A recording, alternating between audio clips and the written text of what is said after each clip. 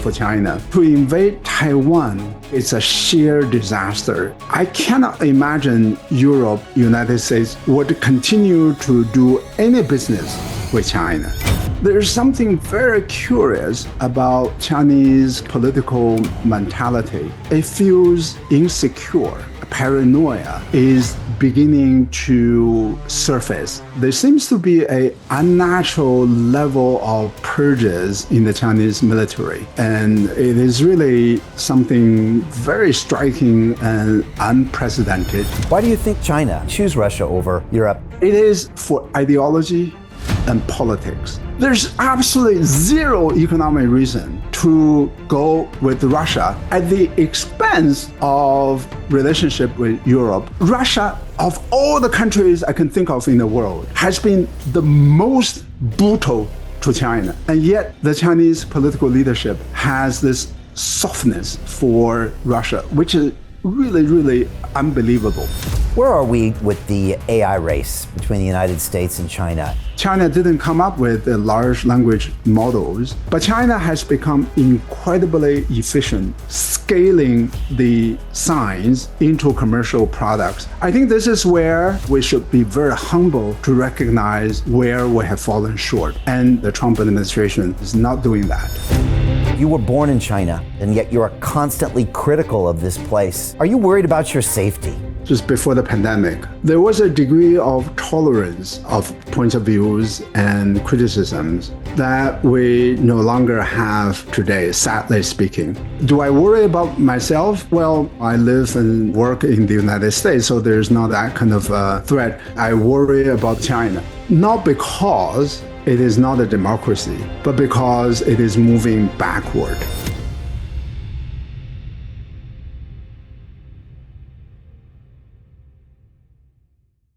Hi, it's Brian Rose from London Real. You probably know that we've just recently been re-platformed on YouTube after 25 months completely in the dark. The truth is, I really need your help. What I really need you to do is click on that subscribe button right now, like this video, and maybe even leave a comment or share the link with friends. We're really fighting against an algorithm that's tried to keep us quiet for so long. And the more subscribers we have, the more people watch our content, the better guests we can bring you, the better content, and we can continue transforming lives. We've been doing this for 14 years now. I want to do this for another 14 years, but I really need your help. So click on that subscribe button, like the video, leave a comment, share this, and we're going to continue to bring you more and more great content. Thank you. This is London Real. I am Brian Rose. My guest today is Dr. Yasheng Huang, the economist, MIT professor, and one of the world's leading authorities on China's political economy, technological ambitions, and global power strategy. For more than 20 years, you have studied how China's political institutions shape economic outcomes, and why authoritarian control ultimately suffocates entrepreneurship, innovation, and long-term stability.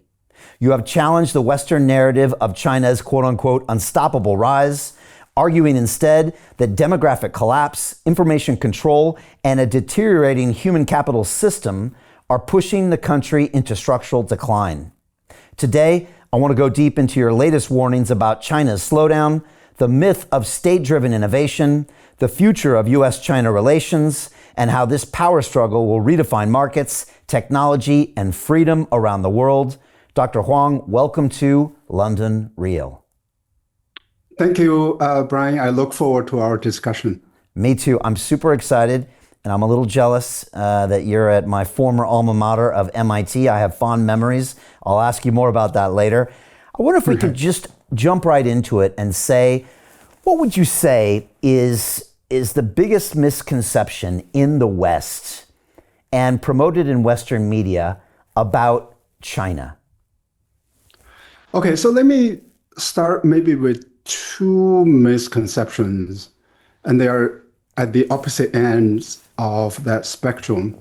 One is that China is rising as a unstoppable economic superpower, technological superpower, overtaking the United States, overtaking the West. And much of that is a result of the fact that China has defied Western economic rule book, playbook, right? Rather than market economy, private entrepreneurship, it has grown without these things. The other narrative is that there's going to be an imminent collapse of the economy because of the high debt and because of a lot of the tensions that you have described in your introduction. Now, I agree with the fact that there are many, many tensions and contradictions in the Chinese economy.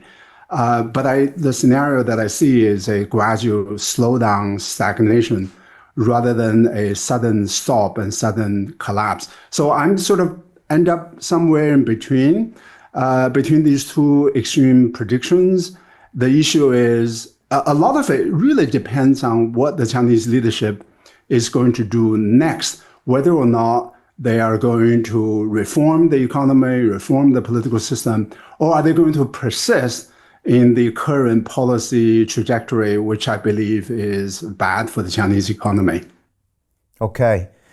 You know, one of the biggest arguments that I hear, or at least that resonates with me, and I hear this kind of by the Silicon Valley elite, guys like Mark Andreessen and a few others, that just say that ultimately capitalism is an incredible feedback loop for information, because it kind of says what's working and what's not working by, of course, compensating the winners and destroying the losers. And that information feedback is probably maybe the most important thing to guide the growth of a nation. Whereas, I guess in a communist or a socialist system where maybe those capital expenditures are decreed by a central government, you don't always have that. And fingers are pointed to kind of Russia back in the socialist days in the 80s, and how ultimately they didn't really know what they needed to do.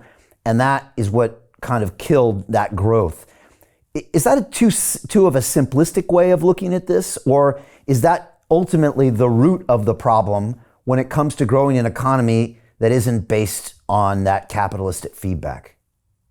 Well, I think I agree with that view. The issue is whether or not that view applies to China today. I mean, the economic success, to a large extent, depends on generation, utilization, application of information. Companies need to rely on correct information to make business decisions. Policymakers need to rely on correct data to make policy decisions and judgments. And politicians need the right information about the voters and about the political situation in their country. In the classical centrally planned economy, information is distorted, truth is suppressed. So very often policymakers have the wrong information, or they have no information at all, but they have so much power. So the power relative to the information ratio is extremely high. That often leads to wrong policy decisions and wrong policy choices. The issue gets a little bit complicated when we talk about today's China, because today's China is not a classical centrally planned economy. It is also not a classical capitalist economy. There is correct information, there is reliable information in the system generated by, for example, by exports, markets, by the signals that the Chinese companies receive from the rest of the world, by the signals about technology, the AI future, the EVs and solar panels. But on the other hand, the policymakers are making decisions on the basis of very, very distorted information. So this is where the tension is in today's China. The businesses are largely market-driven. They rely on market-generated information. The policymakers rely on information and data generated by local governments. And a lot of that information, for example, about the true state of the Chinese economy, and then during the COVID years, about what was going on in the country in terms of the public health situation. A lot of that information is hugely distorted. The bankers who basically in the Chinese system are working for the government very often don't have reliable financial information from the companies. I think this is where China is, and it explains some of their successes, but it also is an indication of where the problems are.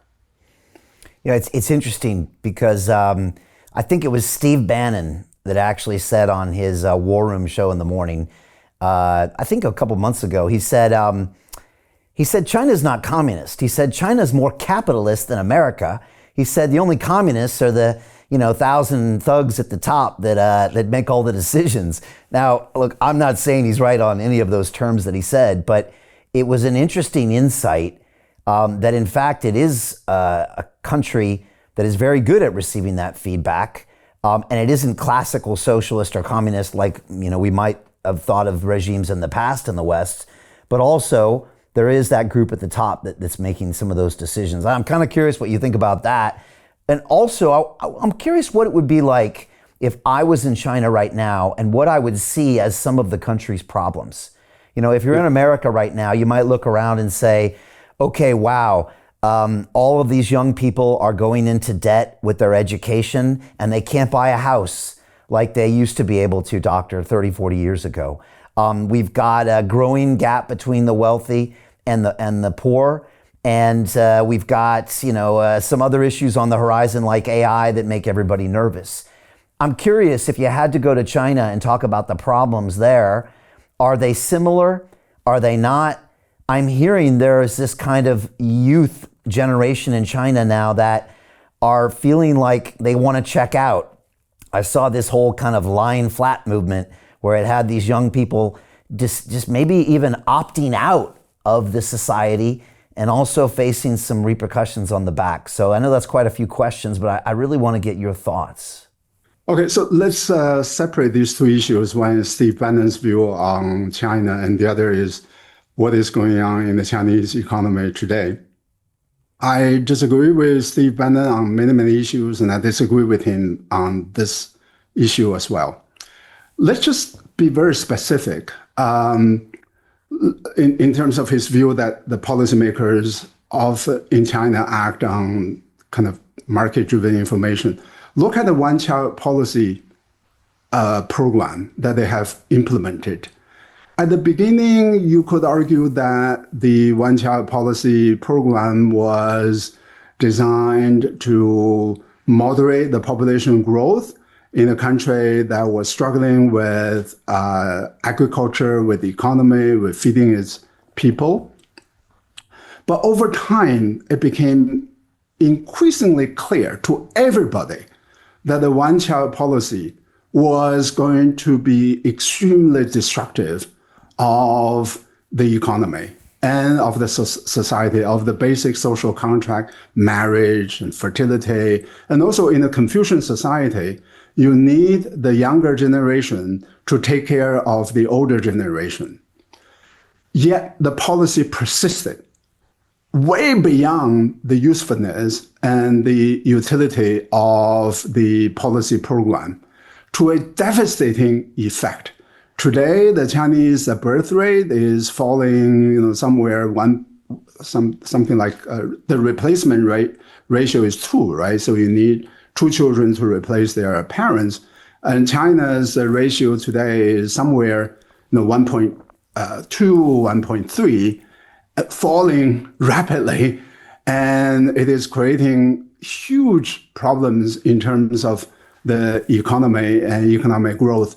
And by the way, the information about how wrong that policy was available for many, many years. Academics wrote about it, and I wrote about it, and yet all of that was dismissed. And then they acted to reverse the policy by 2015, and it was already too late.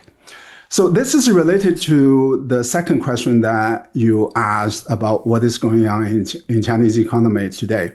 It is actually remarkable for a country that is now having very low replacement ratio and low fertility rate, they are struggling to find job opportunities for the young people.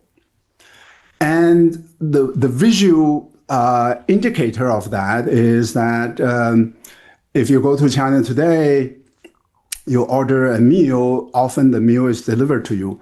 A lot of these delivery people, young people, went to fancy colleges, and then they graduate. They cannot find jobs in companies, in businesses, in technology, and then they have to settle for being delivery people. I mean, to me, this is a massive underutilization of the talents and the capabilities of the Chinese young people. And this is a signal, a symptom of the lying flat phenomenon that you described, because the economic prospects are not very bright. People are writing off work as a way to make continuous improvements. And for years and years, the Chinese economy experienced many strains and problems and issues. But for many, many years, the young people in China were optimistic. They believed in themselves. They believed in their ability to uplift themselves, to improve their livelihood by working hard, by studying hard. That began to change 3 years ago. 4 years ago, during the pandemic, and then after the pandemic. That pivot was extremely risky for the Chinese economy when so much of the society converted from optimism to pessimism. And that has a huge effect across the board, not just in terms of the work, but also in terms of the ability of the middle class to consume. Whereas the Chinese economy has this massive production capacity without comparable level of the consumption. And that spells implications for the rest of the world, for the United States, for Europe, and for other parts of the global economy, because the export is really the only way for the Chinese economy to generate revenue growth. Wow. Okay. That's fascinating. And I guess then we'll take that and tie it right now into the trade negotiations. You know, it's interesting because it's really hard to get a read on China when it comes to these negotiations with Trump. And of course, Trump is this classic bigger than life, real estate negotiator who, has a certain style, all right, that's unlike any we've ever seen in an American president. And I was debating Anthony Scaramucci a week ago Friday, who spent some time in his cabinet and actually campaigned against Trump, but is now coming around. And we were talking about this style that he uses. And Anthony was saying it's not practical and it's not based in economics. But I said, well, it's actually quite effective because it seems to get people to blink and it gets people to show their hand. And there's evidence of that. We saw the EU sign what I even think they admitted wasn't the greatest deal. You saw the UK sign what probably wasn't the greatest deal. And they all seem to kind of blink when they get this kind of pressure from Trump. I haven't seen that from China. And I was wondering what you can see when you see the behaviors coming from that country. And do you think that they are in moments of pain when it comes to this negotiation? Because from what you're saying, these exports are going to be very important for them. And of course, the US as a trading partner is very important. So what do you see when you see the pressure that Trump puts on and their reactions? What do you think is going on there? So I think what we have observed are three categories of responses to Trump. One is the European, Canadian, to some extent Mexican response. And that response is, and to some extent Ukraine, right? So that response is to trying to accommodate as much as possible to Trump's really, really outrageous demands. The reason is that these are the politicians who operate in a democratic country, and they have to think about the voters' interests, the interests of their economies and their society. A full-blown trade war is going to be devastating for their economies. So they kind of swallow their pride and cater to Trump. And I believe that they act responsibly given the position they're in. They are democratically elected. They have to pay attention to the economy and to the society and welfare of their people. This is what democratic leaders do. How do you get out of a rat race? How do you create wealth not only for yourself, but also for the generations to come after? I am absolutely amazed with the quality of companies that we're getting exposure to. We go on to Zoom calls with the innovators and the folks who are building new applications in metaverse, blockchain, artificial intelligence, decentralized finance. What's going on, everybody? Thumbs up if you can see me. We are focusing on early stage investment. And the quality of people that we're getting exposure to, whether it be Dan Tapiero with 1RT, Jason Ma from Open, Yatsu from Animoca. It's been a phenomenal experience thus far. It has far exceeded my expectations. We are focusing on cutting edge technologies. I view it now as the best investment I've ever made. The upside I view is unlimited. And as a retail investor, I would never get this exposure anywhere else outside of Investment Club. See you in the Investment Club. The other response is through corruption and bribe, right? So we see that in the case of Saudi Arabia. We see that in the case of Qatar. Their calculation is, let's just provide business opportunities for the Trump families. And then we secure some sort of a truth with the American government that way. This is not something that the Canadian government can do. This is not something the British government can do. They may give him, little gifts here and there, but I don't think they can give him a whole airplane worth $400 million in order to secure a trade deal. The third response is by countries such as China, which is using whatever weapons that they have to go specifically after everything that the Trump is trying to do. Look at what China did just a few months ago in the rare earth strategy that they deployed. They escalated the rare earth strategy, export ban, export control, export approval. And look at what the United States did. They immediately began to negotiate with China, right? The reason why they can go to adopt this high-wired strategy is precisely because they are an autocracy. They don't have to suffer politically from the economic consequences of a full-blown trade war. That means they can take more risks. And by taking more risks, in fact, the Trump administration caved. And if you look at the recent trade deal between China and the United States, I think China got a good deal by and large. And China needs the soybean anyway. So before they were buying from the United States before the Trump trade war, and then they switched to Brazil and they switched to Argentina. They need soybean anyway, so now they just switch back to the United States. They don't have to pay extra for that strategy. In terms of fentanyl, I mean, that's very easy for them to control. It is not something really, really that critical to their economy. And I think they got two things that are not being discussed publicly a lot. And I have to say, I don't have direct evidence that this happened, but I suspect two things happened. One is that the Chinese side got a better deal on technology than they would otherwise during that negotiation. And the other is they probably got some sort of under-the-table deal or promise from the Trump administration about Taiwan. So that's a huge win for China.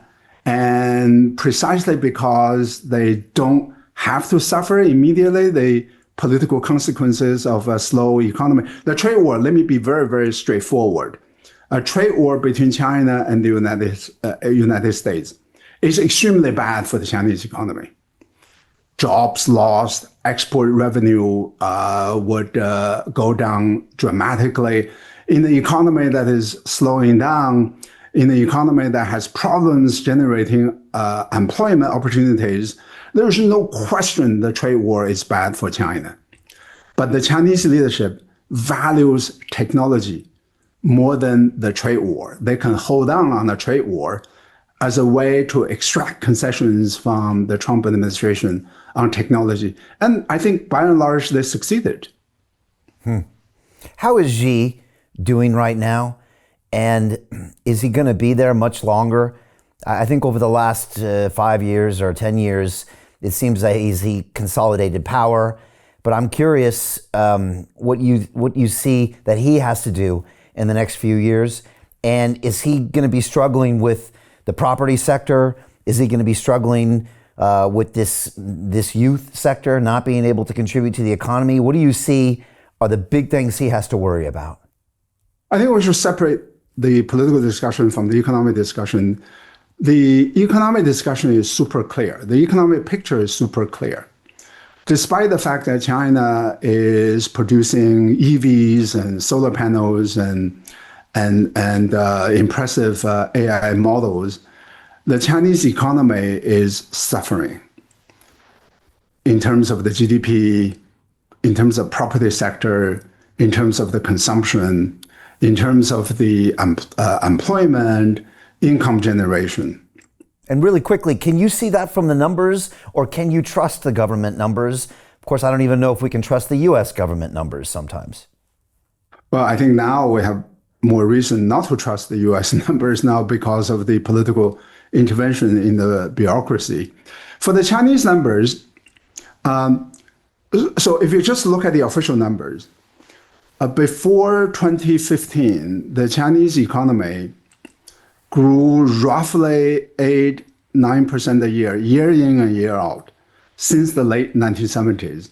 Wow. Many academics like myself don't believe that's the true number. But even if you just take off 1 percentage point, 2 percentage point, there's no question. This is still one of the most impressive economic growth records in the history of humankind.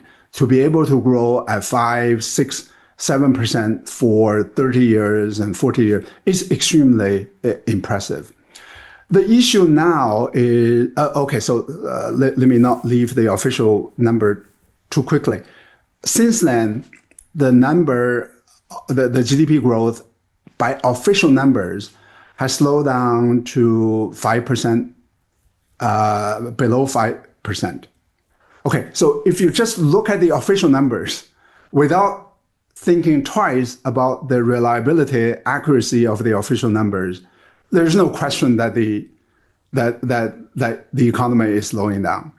The real estate sector, which accounted for at one point in time about 30% of the Chinese economy, wow, is slowing down dramatically.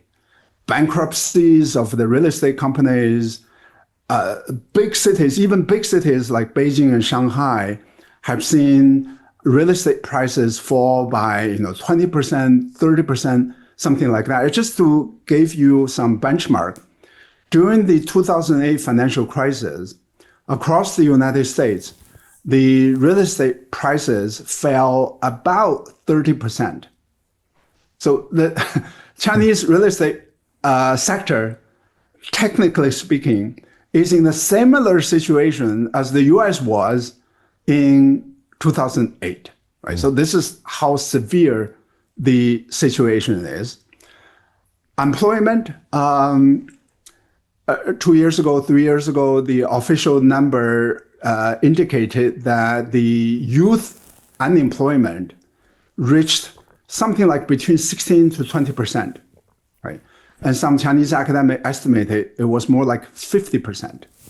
And then they stopped publishing the number, they revised the number, and now, even by the official number, the unemployment rate for the youth sector of the economy is still incredibly high. China, we in the Western media, they talk about EVs and solar panels and AI. Let's just be very realistic. Chinese economy, Chinese society still has more than 600 million farmers. Rural sector is still incredibly large for this economy. In fact, there are different accountings of what constitutes a rural population. The lowest is, something like 45%. The highest can be 60% of the population. It's still fundamentally rural, right? And how do you generate this incredible, generate employment, income generation for this incredibly large sector of the economy, move them from low productivity agriculture to higher productivity, urban service, and industrial development? It is still a living issue for China. So let's just not pretend that such a thing doesn't exist for that economy. And the Chinese rural population has very low income level as compared with the urban population. So in economics, we talk about technology, but there's a branch of the economics known as development economics. And many people forget this brutal fundamental fact. China fundamentally is still a developing country facing all the challenges that developing economies face: rural sector, agricultural sector, poverty, income generation, employment. And let's just not pretend these things don't exist. And rather than thinking, oh, this is an economy that is going to dominate the world in terms of technology. So I think for me, I don't worry about technology in China. This is a highly capable society, and a lot of the college graduates who are extremely smart, intelligent, and capable. I don't worry about technology, but I do worry about how you generate continuous incomes and welfare improvement for something like 45, 50, 60% of the Chinese population. Okay. Besides the real estate sector, I mean, that's a huge drop in prices. That's a huge potential crisis. Are there any other factors that you're very concerned about with the economy? I mean, obviously, besides the birth rate dropping and some of those other issues, but is there anything else that is front of mind for you? Yeah, so let's face another reality. China's manufacturing capacity accounts for about 35% of the global capacity. Its consumption accounts for about 11%, okay, of the global consumption. You went to MIT, so you can do the quick math. What do you do with that gap? Okay? And Chinese population is about 17, 18% of the global population. So how do you resolve this gap between the consumption, the Chinese consumption, and the Chinese production? Well, one way to resolve that gap is that every country on earth buys nothing but from China. You tell me whether or not in the current geopolitical environment, this is going to be a viable option going forward. Look at the trade war. And also, let's just be clear. The trade war or protectionism is not just rising in Europe and in the United States. It is also rising among developing countries. Indonesia, India, Brazil, and other countries are also erecting trade barriers against Chinese products. Okay? So now you have this huge capacity, and relative to that capacity, quite modest consumption. And the difference is also going to be difficult for the rest of the world, even in the best case scenario, even if we ignore all the geopolitical complications that we have today. Let's just say that the world is a benign world and everybody loves each other. Even if you have that world, let's just say the world immediately after the collapse of the Berlin Wall, you're going to still have this huge absorption problem on the part of the rest of the world. You're going to have trade barriers and protectionism no matter what. Okay, so now you cannot export at the level that you were able to do before, and the domestic consumption is not coming up. What do you do, right? The technical description of that is that you have to write down the capacity. Every time you write down the capacity, that is an economic slowdown. And more worryingly, once you write down the capacity, how do you generate the revenue that will pay back all these loans that the companies have taken out? That's going to spell troubles for the financial sector, for the banking sector, right? So in economics, everything is related with everything else. Once you have that process going on, companies write down their asset, write down their capacity, they're not going to increase employment. If they don't increase employment, you're not going to increase income. If you're not going to increase your income, where does the saving come from? So if you look at the bank has a lending side, the bank has a borrowing side. The bank borrows from you and me in order to lend to the companies. If the bank is no longer able to borrow as much as it could before from the rest of the society, it is going to limit their capacity to lend to the rest of the economy, to the rest of the society.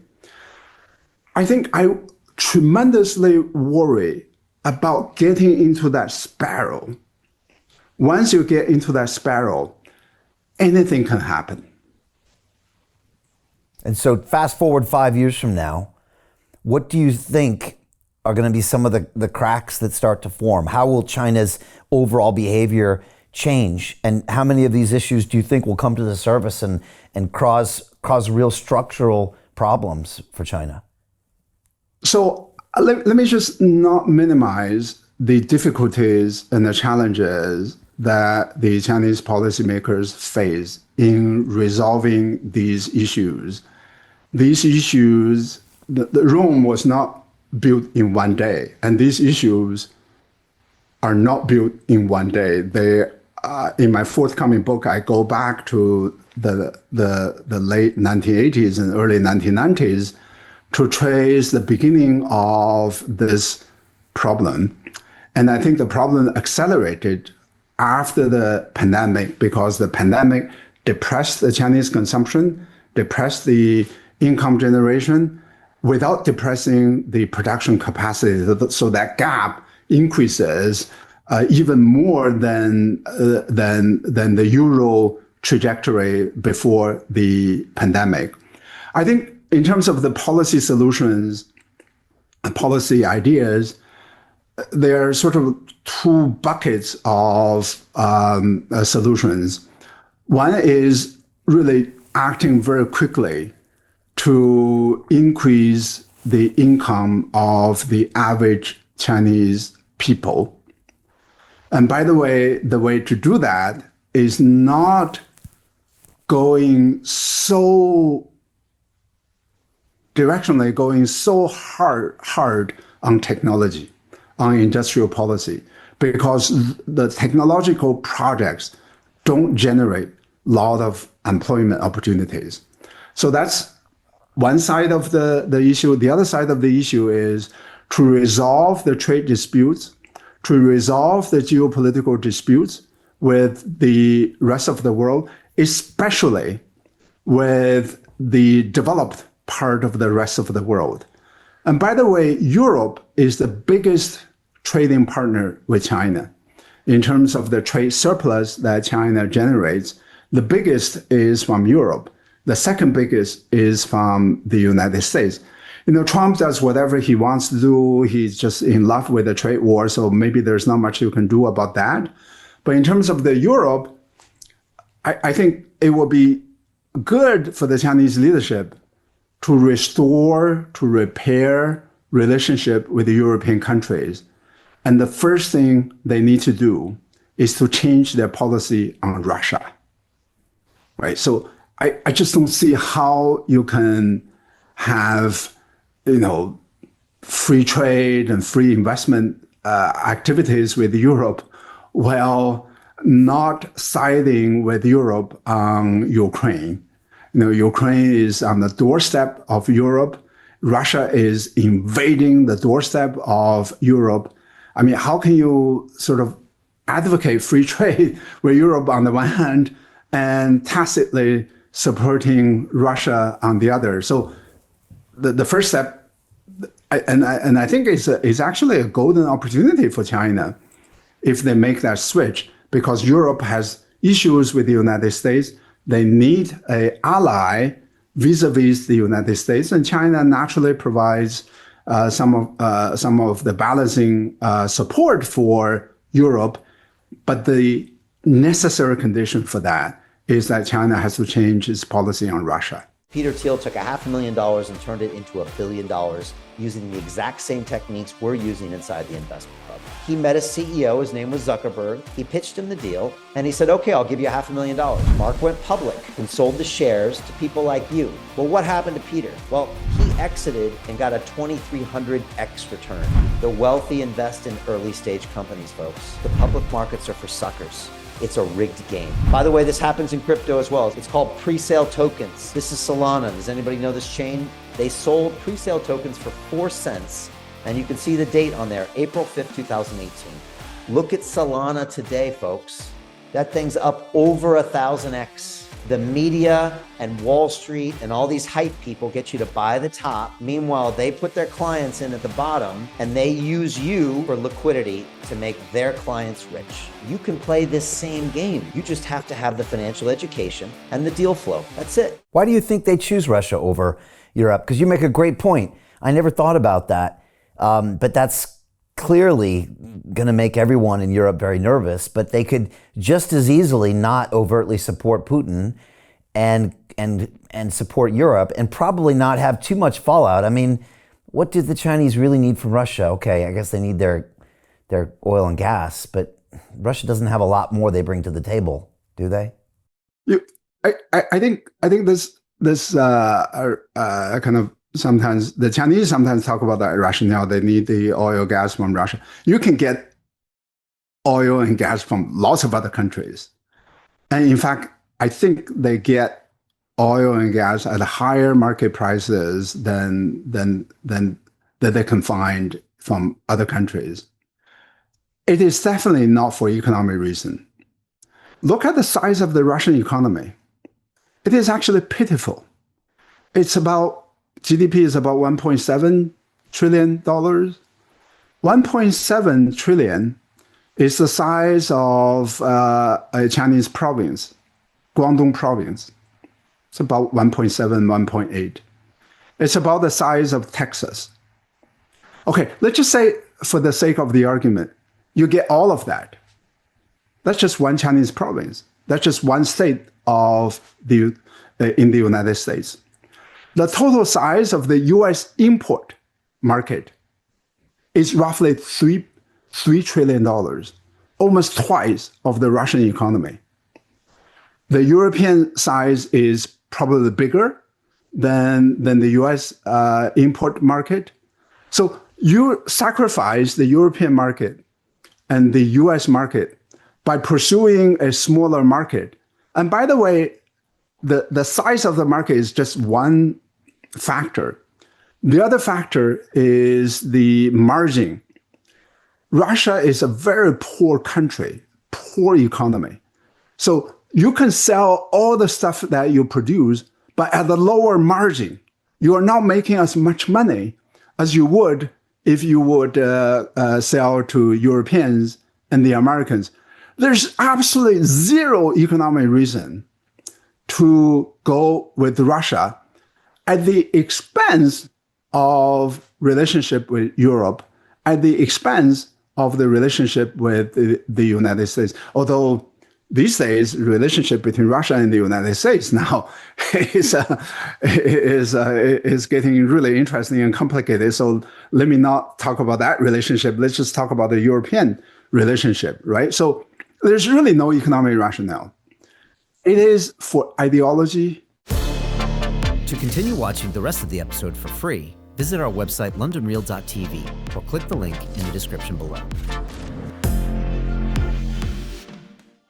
Hi, it's Brian Rose from London Real. You probably know that we've just recently been re-platformed on YouTube after 25 months completely in the dark. The truth is, I really need your help. What I really need you to do is click on that subscribe button right now, like this video, and maybe even leave a comment or share the link with friends. We're really fighting against an algorithm that's tried to keep us quiet for so long. And the more subscribers we have, the more people watch our content, the better guests we can bring you, the better content, and we can continue transforming lives. We've been doing this for 14 years now. I want to do this for another 14 years, but I really need your help. So click on that subscribe button, like the video, leave a comment, share this, and we're going to continue to bring you more and more great content. Thank you.